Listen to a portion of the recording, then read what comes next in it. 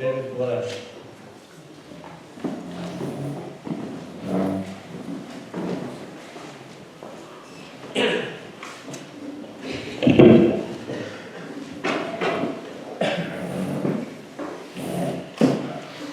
B'shus the Rebbetzin, the children, the entire family, Rav Jacobson, Rabbanim, men and women of the Kehillah and broader community, and dear Chaverim. As the period of the intense Avelos of the Shloshim draws to a close, we are all at once still reeling from the shocking loss of a dear husband, devoted father, revered Rav, while struggling to somehow move forward. Vayithmu Yimei Bechi Eva Moshe, etc., as Rav Eliyahu mentioned this morning, the formal period, the 30 days can conclude, but of course the sadness and the loss never truly end. The empty bed, the vacant seat at the head of the Shabbos table, a gaping hole at the front of the Beis Medrash, one never really moves on in the sense of leaving the Bechi Ve'el behind. On the other hand, the relentless and inexorable movement of time willy-nilly carry us forward. We move forward, hopefully carrying with us the teachings and life lessons of our Avraham Zichrono Livracha. Rav Malinowitz always had us pay attention to times of closure and transition, the moments during which one potentially, hopefully locks in and carries forward the lessons, the avoda, the growth that was accomplished during that period. I think this is why the Rav Zal was so fond of Milas HaChag. It allowed him and us to reflect upon what was accomplished and to cement it into place. Similarly, Ne'ilah Yom Kippur. And so too now, at the Ne'ilah of the Rav Zal Shloshim, is our chance to again review and reflect upon this most unique, special, and inspiring person who accomplished so much in his brief 67-year journey through Olam Hazeh. The Rav Zal was so desperate to leave the world a better and different place in his wake, to teach and impact people in a meaningful way. It is therefore our imperative as both Kavod HaNiftar and Kavod HaRav to continue to fulfill this unspoken final request of his. I personally have no real claim to speak here tonight, other than to try and present to you the perspective of a family who benefited from the devoted, all-encompassing, and ultimately life-saving chesed of the Rav Zal over the past nearly 10 years since their son Yishai Shalom was born with a devastating and rare liver disease. During this time, Shai underwent nearly 20 surgeries and invasive medical procedures, including 2 liver transplants in the U.S. He has spent some 10% of his life to date in the hospital, during which time he had to be in the U.S. for a year and a half, nearly uninterrupted, between February 2014 and the late summer 2015, during which time either Malka or I stayed with him in the U.S., with the other parent, at home with the rest of the family, and trying to make a living. During this time, the Rav Zal, together with our devoted family, friends, and community, protected and supported our family in myriad ways that I'll try to briefly outline tonight. In addition, I will also try to share a glimpse of the general impact that the Rav Zichrono Livracha had upon myself and family as community members unrelated to Shai's illness. In this sense, Afal Pi She'eni Kedai V'Hagul Lakach, I represent Malka and our entire family, as well as the scores of people in the shul and community who were similarly the recipients of the Rav Zal's chesed during their time of need, or were just general members of the community.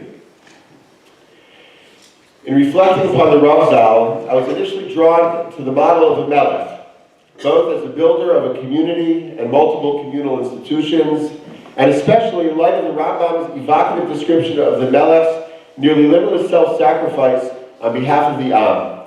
At the conclusion of the second chapter of Hilchos Malachim, after describing the abundant kavod that the melech must receive from the Am, the Rambam describes the intense reciprocal devotion that the melech was to reflect back to the Am.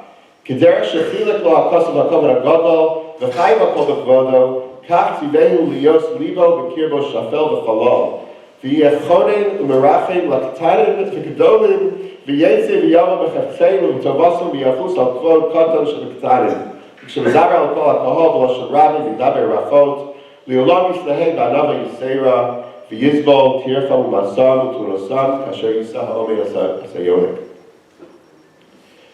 But upon further reflection, it was obvious that this was not the model or motif that the Rav would have preferred. As he eschewed formality, distance, and ceremony, preferring instead real interactions, pnimius over chitzonios, he wanted to really connect with the people he was dealing with. He was accessible nearly at all times to nearly all people. He wanted to form relations with people built upon shared learning and growth, and not simply inherit a formal automatic relationship born of his position as Rav. As such, the more appropriate model and mental image for me is the paternal metaphor, that of a father-teacher, or perhaps more appropriately, a teacher-father. Chazal point out the primacy of Kolon Harav over Kibbud Avayim, for the Rav is Meviu L'chai Olam Haba, while the father may only be Meviu L'chai Olam Hazeh, resulting in the halacha that at times priority is to be given to honoring the Rav over honoring the parent. Chazal could also conceive of a father who is also a teacher, in which case he may receive priority normally given to the Rav. Rav Malinowitz's was a different model. He was a Rav who completely accepted and adopted the attitudes and responsibilities of a father. Hava l'chayol hazeh was no less his responsibility or his purview than hava l'chayol haba, especially for this kahil of olim, most of us who are living without the security of parents living in close proximity. In the first two paragraphs of Shema, the mitzvah to teach Torah to one's children is repeated. First is Vishinat L'vanecha and V'ahavta, followed by V'limanet Mosamas B'nechem and V'haya. That is the order of the psukim in the Torah itself as well. Chazal, perhaps surprisingly, explained that the first reference in V'ahavta is to a Rav teaching his students, while only the second reference is to a biological father teaching his children. Why does the non-biological and statistically less common situation of a teacher-student relationship precede the biological and statistically more common scenario of a father-son learning experience? Different answers may be suggested, but reflection upon the Rav Zal and his legacy leads to the most straightforward answer. Most biological fathers cannot be complete teachers of Torah to their children. As Balabatim, maybe we can inspire our children to learn, but we cannot provide them with a complete curriculum. But theoretically, every Rav can also be a nearly complete father to his students. Not only because Hava L'chayol Haba is equivalent or even superior to Hava L'chayol Hazeh, but because the total and complete teacher aspires to both aspects. Hava L'chayol Haba, Yachadim Hava L'chayol Hazeh. This aspiration for total influence, total responsibility, is the credo of the total and complete Rav.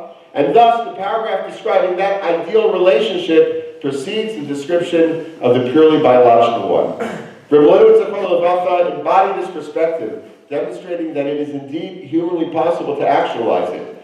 The Torah had Rav Malinowitz's in mind when placing the Shinat L'vanecha ahead of Limanat Mosamas B'nechem. A story was related by Rav Soloveitchik Zechron Livracha. The question, what is the core job definition of a Rav, was posed by Rav Meir Berlin, Rav Meir Bar-Ilan, to three Gedolim of the pre-war generation. Yarach HaShulchan, I believe Rav Meir Simcha, but I'm not 100% sure, and Rav Chaim Brisker. Yarach HaShulchan answered to Paskin Shailas. Rav Meir Simcha replied to teach Torah and give shiurim. Rav Chaim Brisker famously responded that neither of these were correct. Rav Simcha Zela could Paskin the Shailas, and others could give the shiurim. Rav Chaim insisted that the cardinal duty of the Rav was to feed and clothe the poor and to protect the widow and the orphan.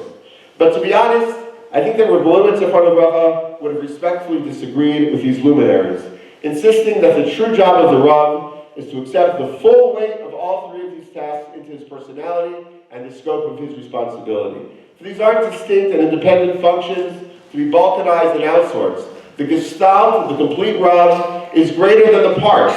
Having the master of Chesed also be the one guiding the family in practical halacha and also teaching them Torah is the most potent combination, allowing the Chesed, Psak, and the Torah to rise to higher levels than if conducted by separate individuals. I suspect that Rav Malinowitz's would have bristled at the suggestion that the core definition of a Rav could withstand the pruning out of one of these core amudim. I would now like to just spend a few minutes just scratching the surface of the experience of having Rav Malinowitz be on your case. I believe that the Rav Zal, as the consummate teacher-father, consciously focused on three distinct but intertwined areas of chesed: practical support, emotional support, and of course the spiritual dimension. He applied himself tirelessly and tenaciously to each of these pillars, turning over each and every stone once and again to see what else could be done for us. The practical. The Rav Zal, despite his towering intellect and near total disregard for the luxuries of Olam Hazeh, was incredibly practical, and he placed a great value and regard on practical knowledge and the ability to get things done. He understood that sometimes the difference between a situation that was manageable and one that was overwhelming could be the presence of some clean clothes in the drawer, some food in the fridge, and a few dollars in the wallet. When our son Shai was first diagnosed with biliary atresia, it was about 2.5 weeks before Pesach. Shai underwent a massive abdominal surgery, was hospitalized at Hadassah for about 2 weeks, and discharged just days before Pesach. At a meeting of the women to plan assistance for us during this time, of course the Rav was there, I was not, the passionate discussion turned to Tehillim and Tefillah before the practical aspects had been satisfactorily addressed. Rav Malinowitz probably said something like, ladies, don't tell me about any of this. I want to know how this house is getting clean for Pesach. The first Shabbos after this surgery, Malka remained in the hospital with Shai, and I was at home with the other children. Shabbos morning, I was later than usual arriving at shul, having made a conscious decision to tarry a bit with the children rather than rush and inject additional stress into an already stressful situation. Sure enough, there was a knock at the door. It was Rav Malinowitz of I was stunned and somewhat embarrassed. He said that he assumed I needed a bit of help, and seeing as he'd davened vasikin already, he'd come to see if he could help me get the kids dressed and fed and ready to go. I went to ask the Rebbetzin if this ever occurred in their home. Moreover, if I would ever not daven to Beis Tefillah due to a simcha, or maybe davening a later minyan occasionally, there would inevitably be a little knock at the door. The Rav coming by to see what happened. What was wrong? Was Shai okay? Were we in the hospital? This occurred to such an extent that I made it a point of informing the Rav Zal of my absences in advance to spare him the anguish and worry about what was going on with Shai and with us. Still on the practical. When Shai became sick again in early 2014 and was becoming clear that we would need a protracted stay in the U.S. and a second transplant, and that there would be an extended period during which Malka or I would be unable to work, the Rav Zal appeared at our door one day, shortly before Malka and Shai departed for what would eventually be a nearly 1.5 year sojourn of Shai's in the U.S. The Rav Zal handed me a large, rectangular-shaped, heavy brown paper bag and said, here, you'll probably need some of this over the next few months. I was sure he's giving me a large bottle of schnapps. In fact, it was a bag full of $15,000 US dollars in cash. He made it clear that it was a loan, so that we would have ample cash on hand if and when needed. He didn't tell us to call him if we needed anything. He didn't ask us if we needed money. A father knows what we did or likely would need, that we would need money on hand. And even for mice we didn't end up using it, just having that bag in the back of the closet for 1.5 years gave us a security blanket that made it a little bit easier for us to sleep at night. Like a father, he knew what we needed or would need. He wasn't just there to help if you need me. No, a father jumps in and naturally just does what he instinctively knows is needed. Why wait to be asked? Why wait to canvass the crowd and see who's doing what and accept whatever jobs are left over, if any? The father leads the way. He looks for ways to help. My hair tends to grow quickly. During Malcolm's protracted absence for months in a row, with me managing the kids and 2 jobs, I guess the matzah with my hair and beard had gone just a little too far. One evening, the Rav discreetly pulled me aside and gently told me that many very, very busy people who he knows and works with did not have time to go to the barber shop, and instead would have the barber come to their office or home at a fixed timetable, and in a warm, fatherly way, asked if I would allow him to set that up for me.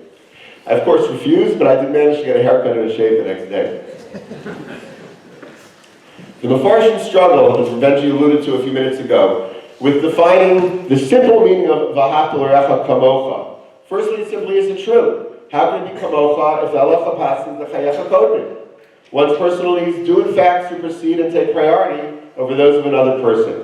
And moreover, how can one really love someone to the same degree that they love themselves? It doesn't seem possible. The answer exemplified by the Rav Zal, by his conduct, was that kamocha is in the qualitative sense. Just like when one has their own pain, their own sorrow, the individual remains uncomfortable, restless, alert, animated, creative, energetic, and pressured to find some relief from his or her pain and suffering, some solution to the problem. In the very same way, one should remain restless and animated about someone else's problem. This was the Rav's Rav. He lay awake worrying and planning and scheming of ways to help us and others in need. A father doesn't sleep when he thinks his children need him, and the Rav didn't sleep during this time. Because of our medical backgrounds, Malka and I did not need the Rav Zal's help with accessing medical resources or making most medical decisions, with a few important notable exceptions. But for other families in the shul and the community who've been faced with grave dilemmas of how to proceed medically in unclear and dangerous situations, the Rav Zal got heavily involved in this aspect as well, bringing his formidable energy and intellect to bear to try and sort through the treatment options. The emotional. The Rav Zal's efforts towards providing emotional support rivaled the practical. He was in constant contact. Sometimes 2-word emails, makore, sometimes 2-page emails, addressing questions and concerns that we had. I could call him literally at any hour of the day and night, and he would answer, no matter what else he was doing, just in case there was some problem with Shai and we needed his help. If it was a day with an important diagnostic or lab test, the Rav Zal would be the first one to inquire as to how it went and insist on getting an update. While I was in the US for nearly 7 months uninterrupted stint, he emailed me nearly every day, nearly every single day, for 7 consecutive months. He was in touch for 7 consecutive months. He was in touch with Malka at a nearly the same frequency. He used to ask her back channel how I was really doing, what else could be done to support me. He suggested to her many times that she should come visit more. The Rav Zal would sometimes email me questions that he wanted my help with, either psychiatry-related questions or something in turn he just wanted to know what I thought. I eventually caught on that he was probably just trying to keep me stimulated, keep me feeling relevant, beyond the shy caregiving, and was probably making up these queries for my sake. Questions he wanted my help with, I mean, really.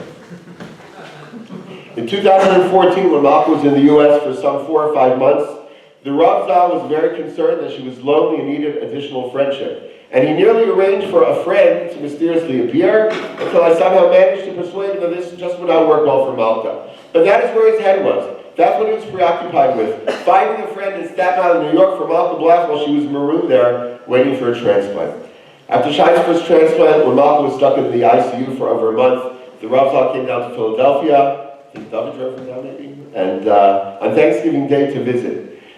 He came away saying that he was amazed and inspired by what he saw. Basically, Malka converting an ICU room into a Beis Medrash from Tefillah, with books and svarim strewn all over, and that she was trying to learn and daven while caring for Shai. What the Rav forgot to mention was that a good many of his books he himself had recommended or actually bought and given to Malka. The concern and proactiveness of a father. And like a father, the Rav Zal rejoiced with us when times were better. When Shai, in the last half a year, the Chazei Hashem Yisbarach would come to shul sometimes to daven or learn, the Rav would place himself in the back corner where he thought we couldn't see him, and I would pretend to not see him, and he would just sit and stare at Shai, like a father or grandfather. And I can imagine, we never spoke about it, a dual feeling of incredible happiness for us, and our family, and our friends, and for Shai himself, and incredible thanks to HaKadosh Baruch Hu. It's hard to conceive Shai's bar mitzvah and Bezrat Hashem future smachot without the Rav there.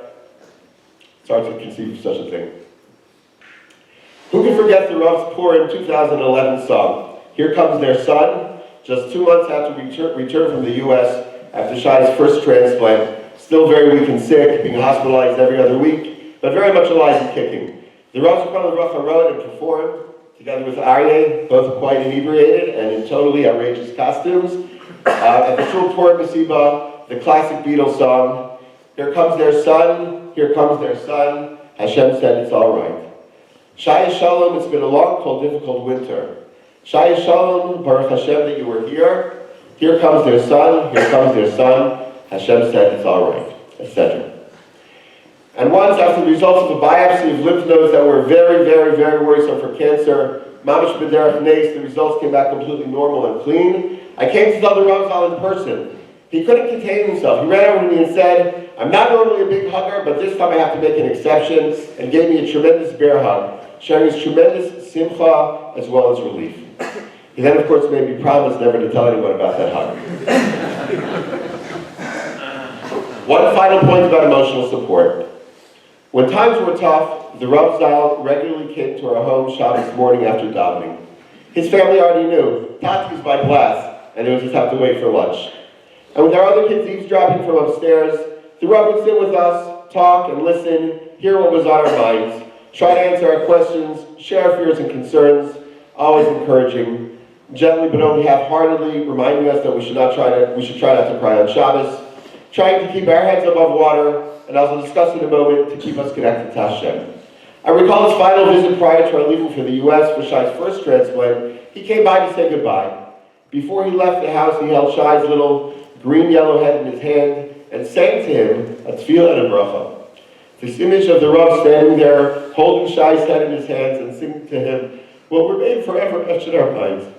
These cherished visits were the ultimate expression of his deep, deep personal caring and sense of total responsibility for us, to our fame of Abanim. Moving to the spiritual. The Rav Zal was indefatigable in this area as well. These efforts fall into two categories. The first were his spiritual efforts to be maribed zchuyos for the sake of Shai's refuah. The second were his efforts to strengthen us spiritually, helping us sum up with the entire experience into a religious context, the context of avodas Hashem and personal growth. In terms of zchuyos, the Rav Zal was a master of finding meaningful new ways to rekindle enthusiasm for the seemingly never-ending task of davening and doing for Shai. Hundreds of thousands kapitlos of Tehillim or more, yeshivos bein Islam, and many of which he paid for out of his own pocket, I'm sure, new learning projects, Lashon Hara awareness, Vadot Musaf for men and women, Afrosh Schala, Asher Yatzar awareness, programs encouraging Mavram, Amidos, myriad tzedakah projects. His efforts spurred others to similarly look for meaningful ways l'harbot zchuyot on Shai's behalf. The Rav Zal did not look for gimmicks, but I believe he truly felt that insofar as Shai's illness was so shared by the community, anything the community did in the spiritual realm would naturally accrue to Shai's benefit. One particularly memorable effort which combined the spiritual and emotional dimensions, on more than one occasion the Rav Zal said the entire Sefer Tehillim for Shai on the night of Purim, a well-known segula. On Purim 2015, months before Shai's second transplant, at a real low point medically and emotionally for us, when I was about into month 3 of a 7-month stay, I didn't have much Purim cheer. The Rav Zal not only said the entire Tehillim himself that night, but every 10 or 15 kapitlah, he fired off an email with a link to a different musical rendition to the song Vafilu Bastara. Vafilu Bastara Shebnov Hastara, Bevadai Gam Sham Nimsa Shem Yisbarach, Gam Achrei Hadvar Makashim Ha'over Malenu Ani Omeid. Every 10 or 15 minutes, he not only was saying the Tehillim, but he was sending me songs to cheer me up. When a child is sick, it's natural to search for causes and meaning. It is even natural to blame oneself for the illness, to look for averos or shortcomings, to try and make sense of it all. Of course, besides usually being fruitless, this can be potentially harmful and guilt-inducing of the unhelpful variety. The Rav Zal encouraged us to look for ways to grow without searching for the cause. If on our own we came up with something that we felt appropriate to work on, he of course supported and encouraged it. But as a rule, he shied away from our trying to explain why Kodesh Baruch Hu specifically did this or that. But he did insist that every up and every down be experienced in connection with HaKadosh Baruch Hu. He coined an incredible expression, using a surfing metaphor of all things. He encouraged us to just ride the wave of Hashgacha, to feel that every up, every down, every wipeout, and every getting back up was all from Hashem and with Hashem. He helped us experience these myriad ups and downs from that perspective, whether the roller coaster was understood or otherwise mystified. One final vignette in this realm. Just a week or two before Shai's second transplant, when his physical condition was almost imaginable, I was personally worn down from nearly 4 months of caring for him without Malka. The following story occurred. Malka managed to have a telephone conversation with a particular gadol from Bnei Brak. This Rav, distraught upon hearing our story and apparently moved by the fact that we were both doctors, of course gave us a bracha, and then passionately explained that we should tell HaKadosh Baruch Hu that b'schus the chesed we do for others in our work, Shai deserves to have a refuah shalema. Seemed reasonable enough to Malka, who apparently told us to the Rav Zal, and he also agreed. However, this was exactly the opposite of where I personally was in my arc of the Nisayon, at that point being in a place of completely throwing myself at the mercy of HaKadosh Baruch Hu and claiming no rights. Malka said, why do I have to be so stubborn? Why couldn't I just accept that the Rav Zal and this other gadol said to do it, so I chose to do it? I told I didn't care who recommended it. I thought it was the wrong approach for me and I wasn't going to do it. At this point, I was driving to the hospital at 6 a.m. with Shai barely alive in the backseat, and Malka and I were having a transatlantic, full-blown argument about what was the appropriate way to daven. It was really kind of crazy. But this is what was agitating us at this point, and this was all due to the Rav Zal. He helped elevate the entire experience into the spiritual plane. At every turn of events, this is how he helped us look at it and experience it. In short, the experience of going through an illness with the Rav in your corner was to have someone there at all or any times, someone who could and would take responsibility to step up to the plate and do what was necessary. As Malka said many times, with the Rav Zal, you always knew that no matter what happened, no matter how bad things got, the Rav would simply be there for you, like a father. A father never steps out of the picture because it's too difficult. The examples of these chasadim are nearly endless. But I wish to address a few additional facets of the relationship between the Kehillah and the Rav Zal, using the motif of a teacher-father beyond the realm of chesed alone. Like with the biological father, relationships with Rav Malinowitz were a blend of respectful, together with informality, warmth, openness, and humor. This was the Rav Zal's personality, and it was a gift to us that he allowed interactions to have that character. In addition to warmth, humor, and openness, the Rav Zal, like a teacher-father, viewed our current stage of life as part of a continuum ranging from our past into the future. He appreciated the fact that each of us, despite our current identity and lifestyle, remain the composition of all of our life experiences and exposures to date, even those cultural ones that we had hopefully moved on from. With a wink and a smile, he would quote old cultural references that we could still connect to. I think the Rav Zal felt that your past was a part of who you are, even if it isn't still a part of what you value. And as such, it couldn't just be hidden away. He knew that if one tampers too much with one's identity, it can be psychologically destabilizing. He used whatever names we used. Matt was Matt, Ari was Ari, Benjamin was Benjamin, Simon was Simon, Joel was Joel, Benji was Benji, Randy was Randy. He didn't try to change it, and he didn't comment on how we dressed. That's just who we were. He wanted us to focus on what was inside, what we did, what we thought and felt, what we held, what animated us, what really mattered. And the external trappings of our identity were stabilizing psychologically for us, but otherwise nearly irrelevant. And this too flowed from a fatherly perspective on our personal development, seeing us as people in the midst of a narrative of life development. The Rav taught us life lessons, not just Verlach, as Benji said. Every drasha had deep messages. You could walk away with a new perspective on life. You could ask my children, there were innumerable times when I came home from shul and said, with all honesty, it was worth making aliyah just for this drasha alone. And it was really true. Life with the Rav was full of these types of lessons, if you're open to hear them. The Rav Zal exemplified a teacher or father in two other ways, and with this, then I will close. Relationships with parents are sometimes complex and usually evolve over the lifetime, with periods of closeness oscillating with periods of greater distance.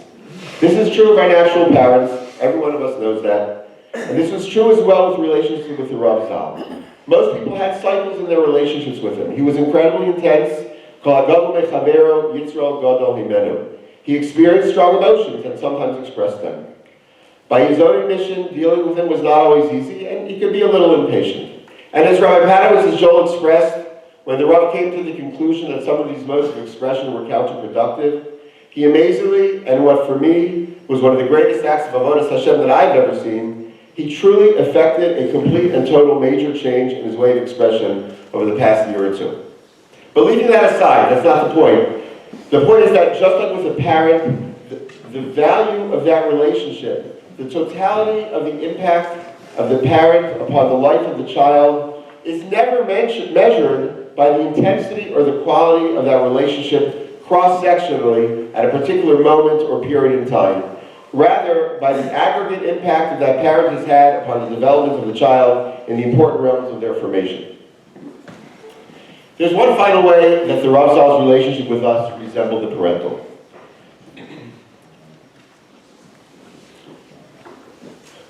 Most of us do not adequately appreciate our parents during their lifetime.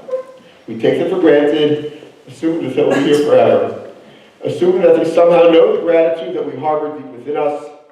We sometimes focus on the negative while averting our gaze from the tremendous positive that is there. Fooling ourselves that the chance to learn from them, as well as to express our appreciation, will always be there. After the death of Yaakov Avinu, the Torah tells us that Yosef fell on Yaakov's face, wept over him, and kissed him.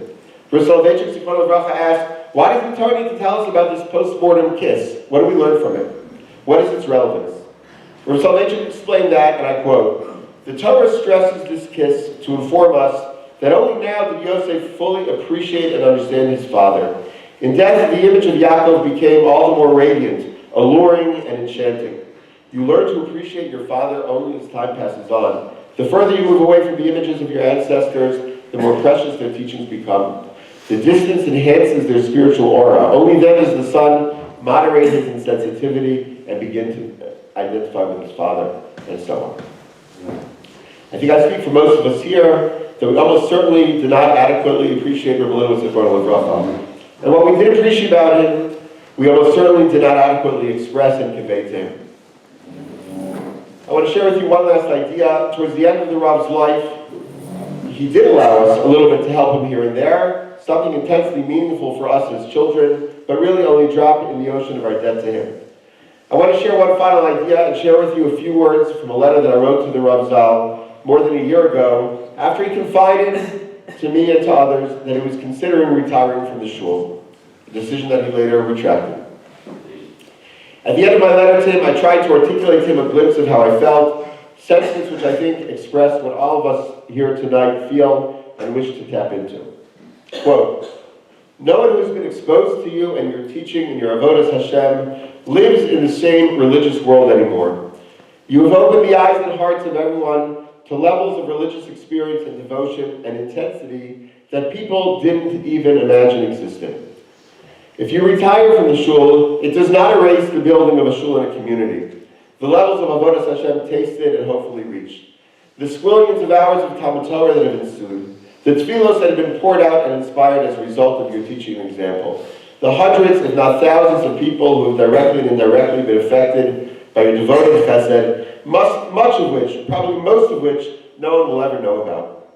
The safety of the streets of RBS, the institutions that you have built and supported, the culture of honesty, no nonsense, no airs, no superstition that is part of what is so refreshing in your teachings. The deep, deep ideas that you have publicly and privately cultivated within those who have been listening. This and so much, much, much, much more are yours, are your accomplishments, are your legacies, just like Moshe Rabbeinu's were his, and just like the parents are hers or his. We are left without our teacher father, but I'm sure that the slow recovery from the Rav Zal's Patira will be rooted in the very principles that he himself taught us. Connect to HaKadosh Baruch Hu, reconnect to HaKadosh Baruch Hu, find ways to strengthen avodas Hashem in every situation.